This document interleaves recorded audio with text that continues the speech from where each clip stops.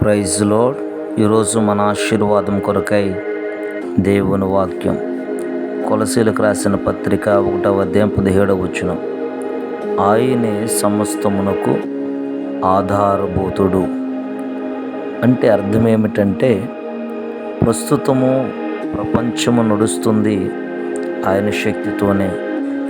భూమి, ఆకాశములు, నక్షత్రములు, మన జీవితము కూడా ఇవన్నీ ఆయన చేతిలోనే స్థిరముగా నిలిచి ఉన్నాయి. దేవుని కృప, యేసు ప్రభు ఆజ్ఞ లేకపోతే ఏది మన జీవితంలో నెరవేర్చబడదు. ప్రతిదానికి ఆధారం వాక్యమై ఉన్నది. మన జీవితానికి కూడా ఆధారం ఆయనే. అనగా మన శ్వాస, ఆరోగ్యం, ఆహారం, ఆశలు ఇవన్నీ యేసు కృపలోనే ఉన్నాయి.